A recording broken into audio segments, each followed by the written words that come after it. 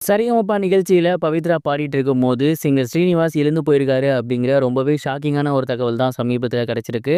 அது என்ன அப்படிங்கிற கம்ப்ளீட் டீட்டெயில தான் இந்த ஒரு வீடியோல நம்ம பார்க்க போறோம். சரிகமபால இந்த ஒரு வாரம் டாப் 5க்கான வாரம் கண்டஸ்டன்ட்ஸ் எல்லாமே கடுமையா போட்டி போட்டுட்டு இருக்காங்க. ஒவ்வொருத்தரும் அவங்களோட பெஸ்ட்ட குடுத்துட்டு இருக்காங்க. அந்த வகையில பவித்ரா இந்த வாரத்துக்கான அவங்களோட ஸ்லாட்ல பாட வந்திருக்காங்க. அண்ட் அவங்க ரொம்பவே சூப்பரான ஒரு பாடல் தான் எடுத்து பாட வந்திருக்காங்க.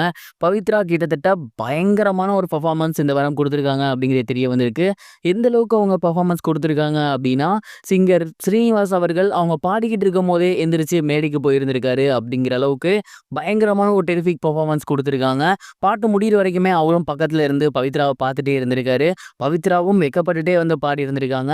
அந்த அளவுக்கு ஒரு சூப்பர் பெர்ஃபார்மன்ஸ். அதுக்கப்புறம் வந்து பவித்ரா உண்மையிலேயே கடந்த 2 வாரங்கள்ல உங்களோட முன்னேற்றம் அப்படிங்கிறது அபரிமிதமா இருக்கு. ஏன்னா லாஸ்ட் வீக் வந்து நீங்க பிளாட்டினம் பெர்ஃபார்மன்ஸ் வாங்கியிருந்தீங்க.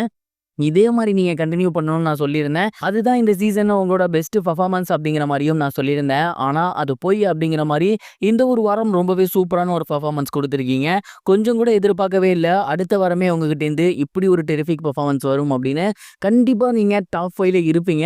அண்ட் உங்களுக்கு அடுத்து இன்னும் நெறைய பேர் பாட வேண்டியது இருக்கு. அவங்கலாம் எப்படி பாடுறாங்கன்னு பார்த்ததுக்கு அப்புறம் தான் அத நான் என்னால சொல்ல முடியும். இந்த வாரம் கண்டிப்பா நீங்க டாப் 5க்குள்ள போவீங்க அப்படிங்கிற நம்பிக்கை இருக்கு. ஒருவேளை இந்த வாரம் போலனாலும் கவலையே படாதீங்க.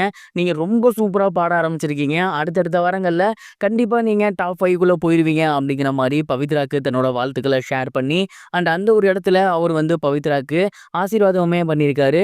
அண்ட் இந்த சம்பவங்கள்லாம் பார்த்து அங்க இருந்தவங்க எல்லாமே பயங்கரமா ஷாக் ஆகியிருந்திருக்காங்க. என்னப்பா பவித்ரா இந்த அளவுக்கான ஒரு பெர்ஃபார்மன்ஸ் குடுத்துருக்காங்க அப்படின்னு. போன வாரத்திலயும் சரி, இந்த வாரத்திலயும் சரி பவித்ரா பீக் பெர்ஃபார்மன்ஸ் குடுத்துருக்காங்க. கண்டிப்பா அவங்க டாப் 5க்குள்ள போவாங்க அப்படிங்கிற மாரி தான் நான் நினைக்கிறேன். நீங்க இத பத்தி என்ன நினைக்கிறீங்க? மறக்காம கமெண்ட் பாக்ஸ்ல ஷேர் பண்ணுங்க. அண்ட் தொடர்ந்து டாப் 5க்குள்ள யார் இருப்பாங்க அப்படிங்கிறதையும் ஷேர் பண்ணுங்க.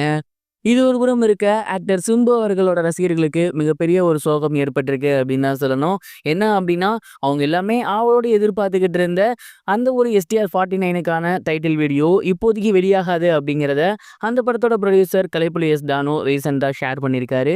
அவர் என்ன சொல்லியிருக்காரு அப்படின்னா, நீங்க எல்லாருமே இந்த ஒரு படத்தோட டைட்டில் அனௌன்ஸ்மெண்ட்டுக்காக மிகப்பெரிய அளவுல எதிர்பார்க்குறீங்க அப்படிங்கிறது எங்களுக்கு நல்லாவே தெரியும். ஆனா இப்படி ஒரு எதிர்பார்ப்பு இருக்கும்போது அத நார்மலா யூடியூப்ல வெளியிட்டா கண்டிப்பா நல்லா இருக்காது. இப்போதைக்கு அந்த வீடியோ தணிக்கை குழுக்கு போயிருக்கு. அந்த தணிக்கை குழுவெல்லாம் முடிச்சுட்டு வெளிய வந்ததுக்கு அப்புறம் கண்டிப்பா மிகப்பெரிய அளவுல தியேட்டர்ல தான் அந்த ஒரு அனௌன்ஸ்மென்ட் வீடியோவ நாங்க வெளியிடலான்னு இருக்கோம்.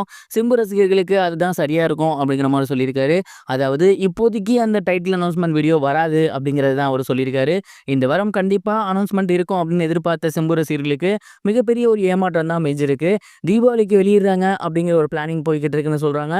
பொறுத்திருந்து பார்ப்போம். எஸ்டிஆர் மற்றும் வெற்றிமாறனோட டைட்டில் அனௌன்ஸ்மென்ட் வீடியோ வருதா அப்படின்னு.